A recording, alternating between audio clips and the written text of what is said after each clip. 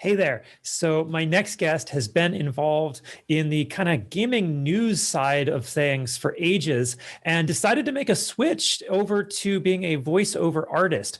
And so he's a gamer. I have his audiobook on my phone. He's awesome. I know you all are going to love this one.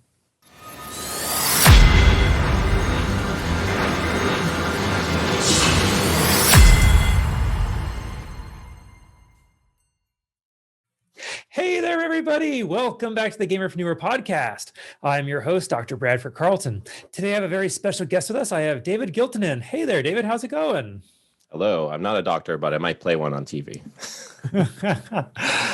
So I take that you're doing well then. I'm holding up okay, yes. Considering that we're in a pandemic still and all, but Oh, you don't say.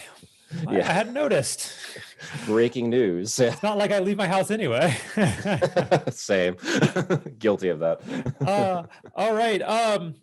Where do you hail from, David? I am from Boston, Massachusetts. Oh, you don't leave your house anyway. It's got 6 feet of snow right now. Got the winter storm of the century heading your way again. Yeah, I mean, thankfully and not thankfully because of climate change. The snow isn't that bad. So, but the worst may still yet to come. We'll see. For sure. All right. So, David, I like getting the show started just right into it. So, why don't you begin by just telling us a little bit about yourself, please? Sure. So I have been like a content creator within the gaming industry for the past 9 years now at this point. Started off with my own blog and YouTube channel, and then I helped start Retro Magazine, which is a Kickstarter funded publication on old school video games.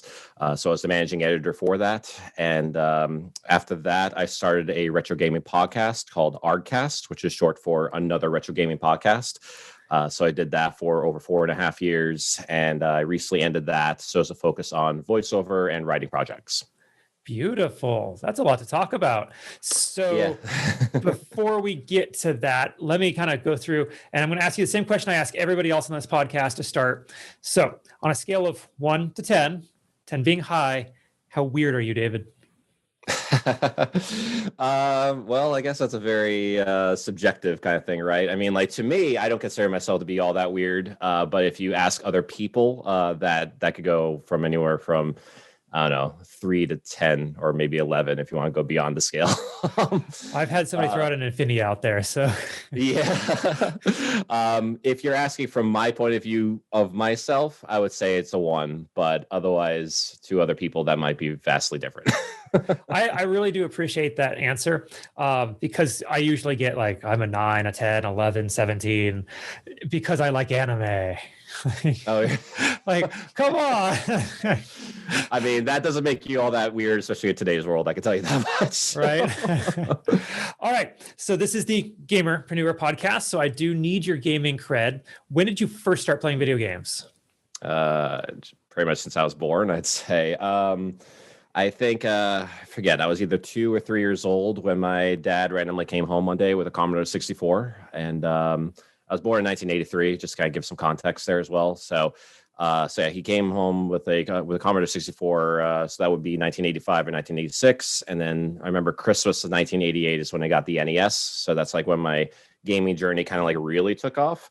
But otherwise, my gaming cred, I guess, before that was the Commodore 64 and the Apple II computers in my school computer lab. So I love it. You're just a little bit ahead of me. I got my NES in 87 when I was 3.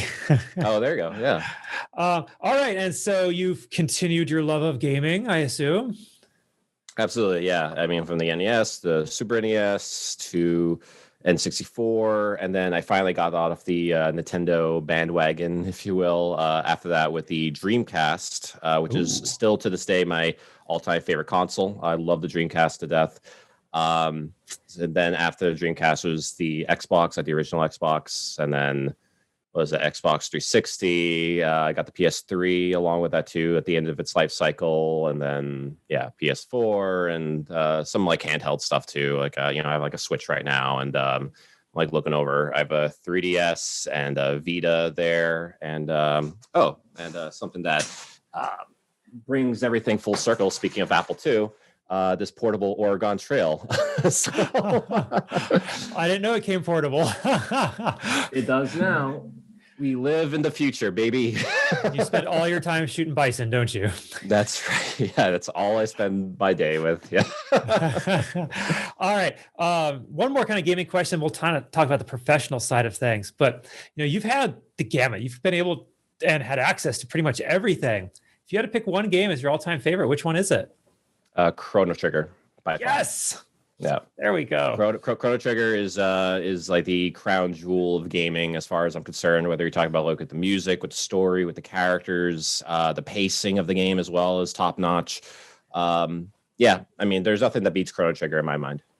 I play it a couple times a year. Honestly, it's my number one favorite. Maybe Super Mario RPG Legend of the Seven Stars is number two, number one. It really depends, but it's high up there for me too. Yeah, it's as if it's a new game every time I play it.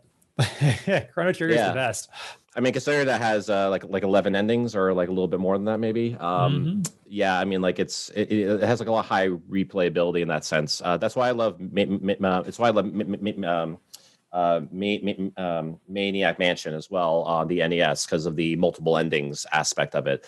I always enjoy that, and that's kind of like what kind of helped make me like fall in love with Chrono Trigger as well as the fact that it also had multiple endings to it and multiple ways of kind of going about the game too. So you were able to beat the mansion. You need a guide to beat that one, in my opinion. Yeah, I mean, there was a lot of trial and error back then, but yeah, it was a lot of fun just kind of figuring it all out and seeing what all the kids could do in order to do all the different errands and all that. So absolutely. Yeah, it's a lot of fun. All right, so let's get over to the preneur part. You've got a wonderful and storied career so far. Why don't you begin by kind of just telling us a little bit about your background and how you kind of got to where you are today? So I basically just kind of decided that like I needed to kind of like build my writing voice or just kind of do something outside of like usual office job stuff, basically. So yeah, that's when I started my own blog, basically. So I started a blog with a couple of friends of mine. Even though, I started it with them, it basically became my own blog because they weren't writing on it. So, so it became my blog. So it's called Ultra Mega Death Ray. That was the name of the blog itself. A little bit of a Marvin the Martian kind of reference there. So, so like, so I did that. So that's when I kind of developed like my writing voice, making like top 10 lists and making like featured like feature pieces and reviews of like games or like TV shows or comics. Like it was kind of like a geek media blog, if you will. So it was kind of like a little bit of everything. But yeah, I did like some interviews like on that, and then like teaching myself how to do video editing as well. So I did that through there because it was all kind of part of the same brand pretty much when I got to YouTube and all that. So yeah, it's just kind of like like over those like first couple of years, it's kind of like building, building upon like the skills that like I kind of they inherently thought I naturally had, and just kind of just doing that. So I was doing the blog, but I was also sharing some pieces on like the IGN community blogs or like the Destructoid community blogs as well, like just kind of like these like sites that like I followed, and just kind of wanted to help spread like my own articles, my own work basically to those platforms, and help redirect people to like my blog as well if they wanted to kind of see more of that stuff. It's kind of like snippets here and there. So I had some success with that actually, like because with IGN. I had a couple of articles that reached like the homepage of IGN, not like the community blog page, but the actual like homepage of IGN. So I remember like my emails kind of blowing up a little bit like on that. It's like, what the hell is going on? It's like, oh, it's like the like all the eyes, all the eyeballs on like the pieces I had up there. So it was pretty cool to see. So I guess that was kind of like my first run of success with that, and then from there, that's when I got noticed by basically the person who's kind of the head honcho of Retro Magazine, or what would become that. So yeah, that's when he reached out to me and wanted to kind of work together for Retro Magazine. And I don't know, I guess like the rest is history, unless you want to hear more in depth on that. But that's a very sordid past of mine now at this point. That's all good. All right. So more specifically about what you do today, then. So voiceover artist. Yeah. So like as a voice. Yeah, so like as a voiceover artist, so like voiceover was always kind of something that was like of interest to me because I was like one of those guys like who would watch like Batman the animated series, for example, with like the director's commentary and like kind of like hear like how the actors portrayed like their characters, or like see like, behind the scenes like footage of them like in the booth and playing it out and all that. So I always loved that, and voiceover was always kind of something in the back of my mind I wanted to do, but I was always so busy with other stuff, like with the with like writing or podcasting or whatever else, And it was always like, oh, like like, love to do like more, more voiceover, or do something voiceover related. And that's in that sense. And I was able to kind of like scratch that itch a bit, scratch that itch a bit anyway. Through like the videos I was doing, as well as like podcasting later on, but it wasn't like the actual voiceover kind of work that like, that was fully scratching that itch, if you will.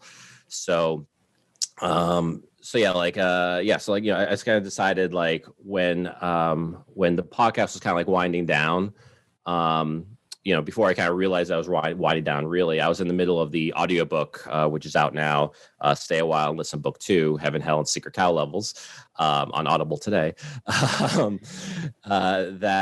was like, you know what, with this going, with this happening, and also with the pandemic happening and all that, I figured like this would be a good time to now make voiceover the primary focus. So that's when I wrapped up the audiobook, and I was looking for more voiceover work, and reaching out to people who could help me kind of like propel that side of my career. So that's kind of what I've been in the middle of doing right now. Yeah. All right, beautiful. And what has the transition been like? Obviously you had a podcast, so it wasn't out of the norm to be talking into a microphone, but is it any different, or is it unique, or what is it like doing this?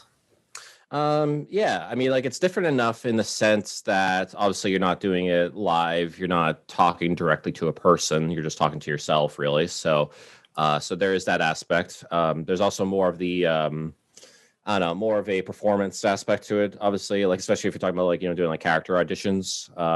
So I've been doing like a few of those, kind of like developing like my different voices that I could do, different, types of characters I could do, and, kind of like discovering that with myself, which is also kind of like the fun part of this journey, really, is like discovering what I can do. And, because I mean, I'm sure like you, I mean, like a lot of other people that you would do like, voices, like when you're in like, college or whatever, or like with their buddies, and you're just like, just messing around, really, doing like, doing like, some Kermit the Frog like voices or whatever else, so.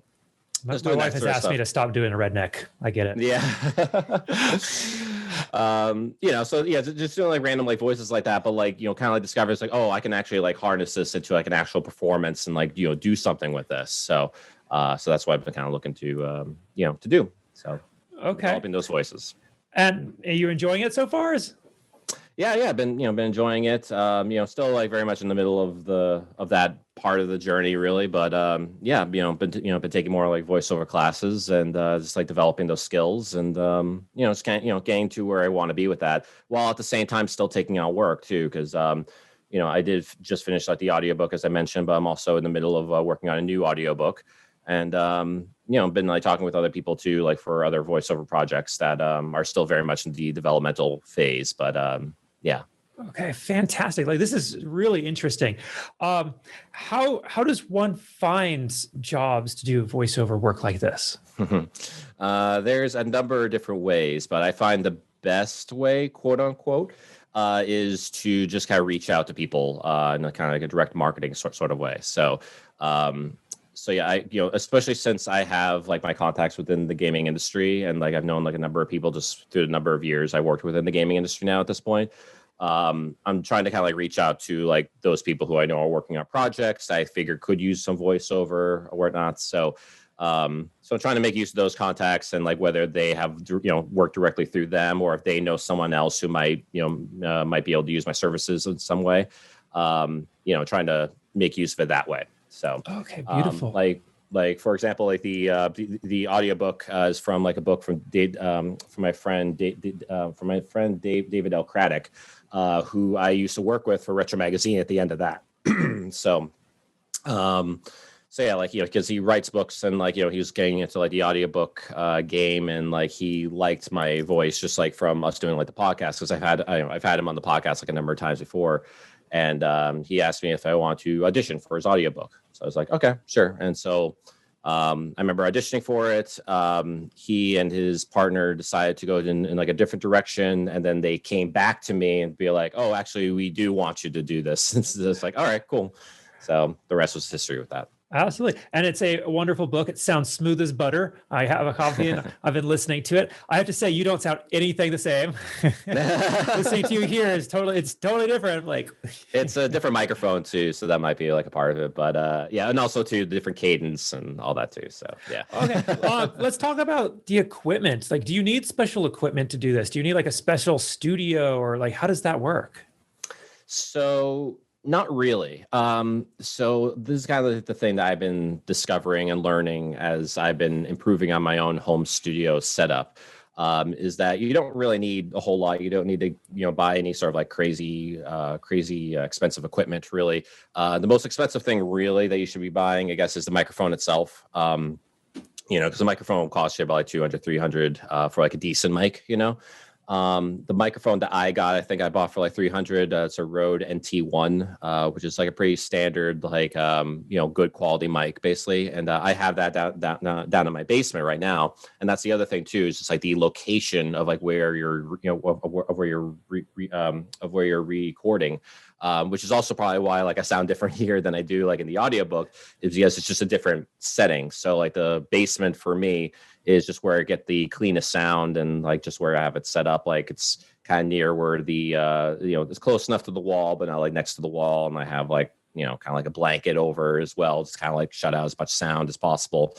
So yeah, it's just like a different setup. And like, and like, honestly, like for like a lot of people, you could very easily do, like a very good clean voiceover by just doing voiceover like in your closet, like with full of like jackets or whatever. Just anything that'll like help kind of like block out or like absorb that sound. Really, it's just about like absorbing as much sound as possible without bouncing off like hard surfaces like hardwood floors or whatever else. So yeah, I really wish somebody had told me that years ago when I had to do recording in my closet. Like there's too much of an echo in here.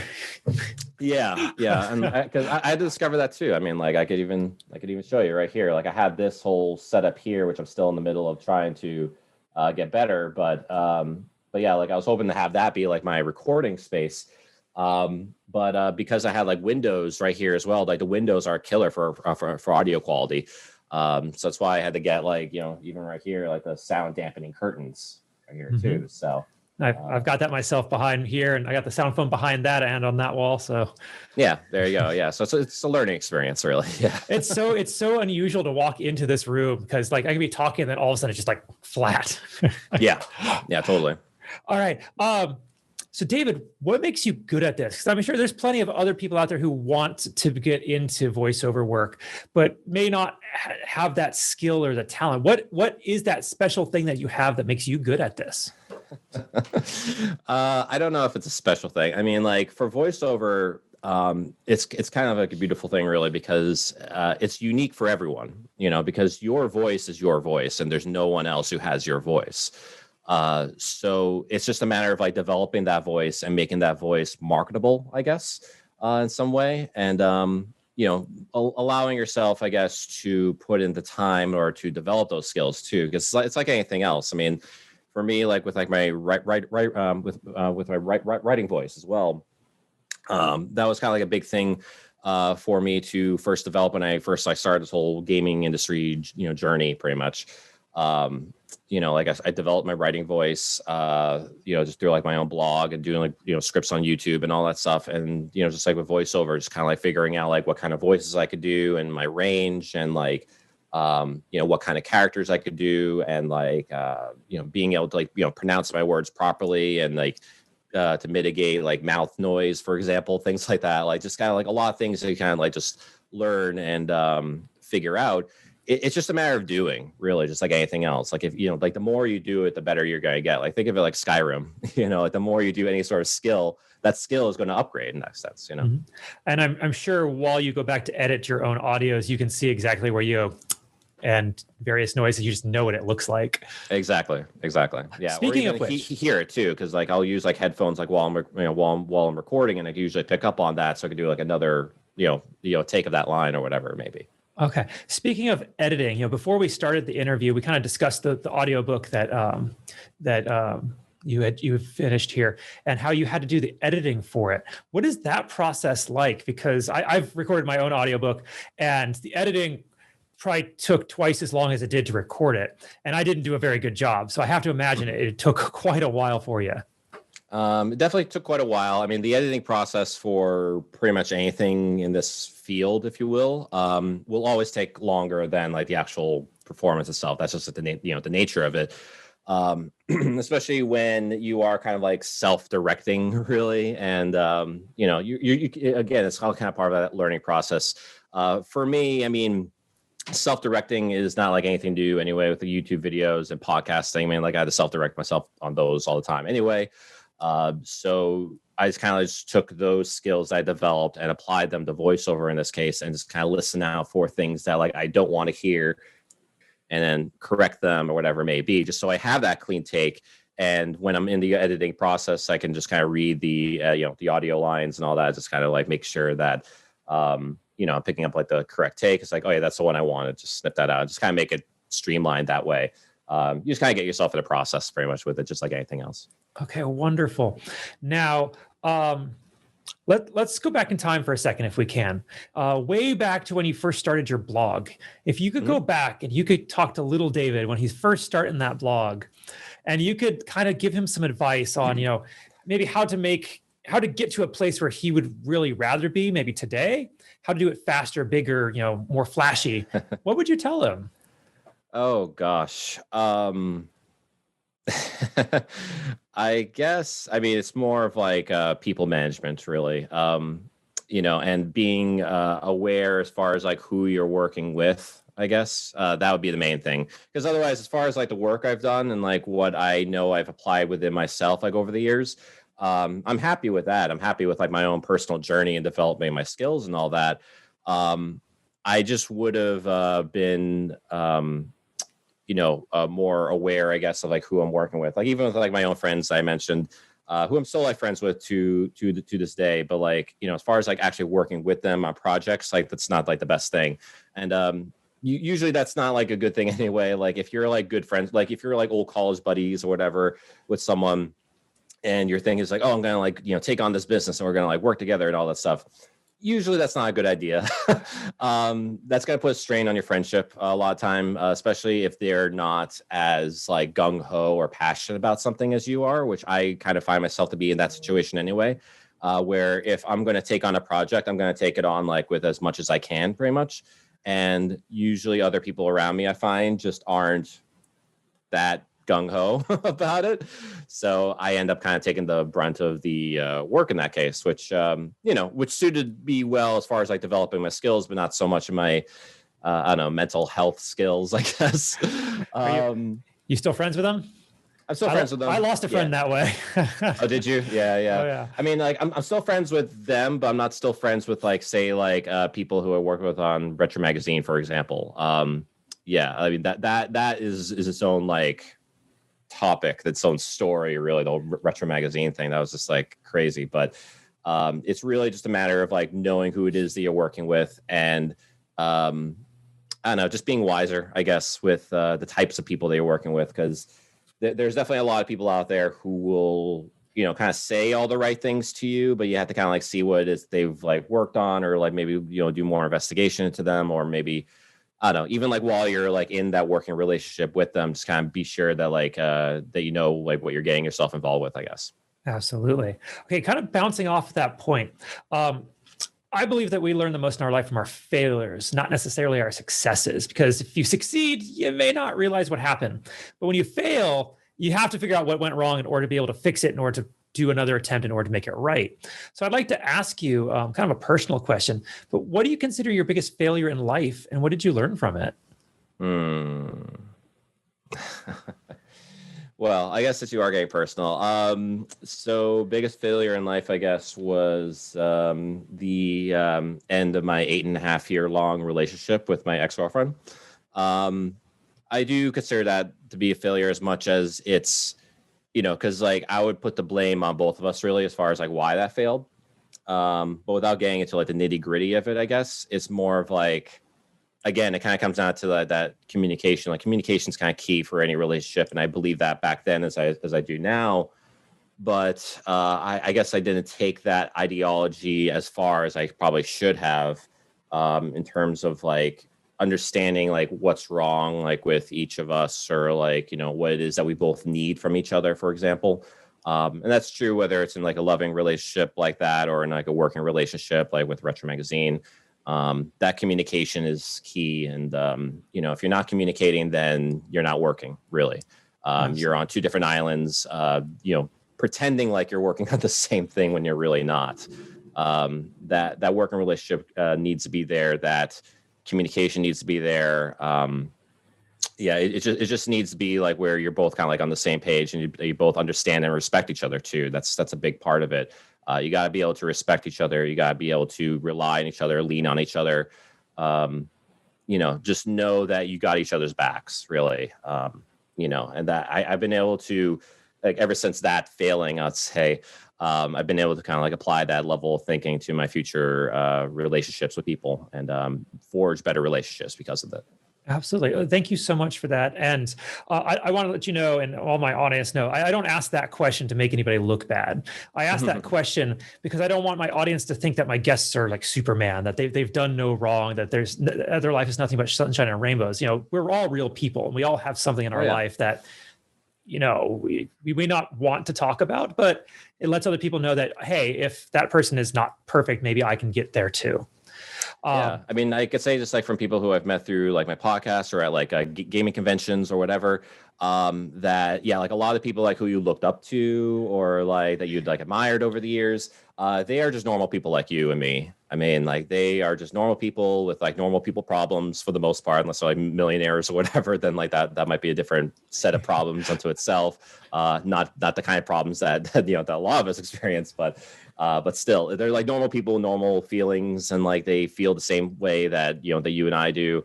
So it's just a matter of kind of like taking that into account and not placing people onto a pedestal for no reason. Absolutely. Now, on the flip side, you know, you got your failures over there. What are you working to improve on in yourself today? Just continuing to improve on voiceover, I guess. I don't know if that's like answering the question really, but like it's just a matter of like, you know, for me, it's just improving on voiceover and just making sure that you know, I can continually get better and continually learn as far as like how I can get better as I, you know, continue on this journey pretty much. Beautiful. All right, kind of one more fun question before we bring this in for a landing. What do you think is something that people misunderstand about you the first time they meet you? Misunderstand about me first time they meet me. Gosh, that is a tough question, actually. Misunderstand about when they meet me. I don't know. I mean, I guess because I know like some people kind of think I'm like very like pie in the sky kind of thinking as far as like my personal politics and you know, where I kind of like see, you know, kind of the world should go or like the country should go or whatever it may be. When it couldn't be like further from the truth, I think anyway. So like, you know, because I consider myself to be a progressive personally, politically, you know, like very much on like the left, like the actual left, not like the liberal left, you know. So like it's always kind of like tough for me to kind of like communicate sometimes with people who kind of like drink the Democratic Party Kool-Aid, if you will, and not realize that you know, that what they're rooting for or what they're on the side of isn't the actual left, as far as like in American politics anyway. So generally whenever I kind of present things like have like a single payer healthcare system, for example, like people kind of think that's pie in the sky thinking, like you can't have that in this country. It's like, why not? Every other developed country in the world has this. And I know because I've traveled a lot in my life. Like I've been to like all over in Europe and Asia and all these like, you know, other countries. And I see what it is that they have. And then I come back to the States. I'm like, why don't we have these things, you know? So it's just kind of, it gets a little infuriating because I think for a lot of people who, at least when you're talking about like in terms of like American politics, people who are very much like kind of like in their own bubble, like whether it's like in their own, you know, town, their state, or just the country itself, you know, that level of thinking as far as like what is and isn't possible, you know, there's a huge disparity as far as like the way that I kind of view things. So. Yeah. All right. Well, thank you for sharing. Now, this has been a fantastic interview, David. Thank you so much. How do people find you? How do they reach out to you? Where are you on social media, email, contact, all that, please? Sure. So best way to reach out to me really is on Twitter. So I'm at the Guilty Man on that. Same thing on Instagram at the Guilty Man. So it's DAGILTYMAN. And my website is logically-dashing.com. So the website's up and everything, but I do have to redesign it a little bit. So I'm going to be redesigning that very soon to kind of, again, have more of a focus on voiceover on there. But yeah, you can check out more information on me there as well. Beautiful. All right. Do you have any final thoughts you want to share, or anything I didn't ask we didn't cover? No, I mean, like it's been a pleasure to speak with you, Brad. Real pleasure to be on the show, share like a bit of my knowledge, as far as like what knowledge I do have anyway with everything. And yeah, I just wish the best for everyone, obviously, because with 2020, I mean, it was kind of like a complete shit show for a lot of people, for most people, I'd say. And 2021, hopefully will be better for, for me, for you, for everyone listening as well. Absolutely. David, thank you so much for coming on. I genuinely do appreciate it. I appreciate it. Cheers, man. All right. And for everybody else, I'm going to remind you all, don't be just a gamer, be a gamerpreneur.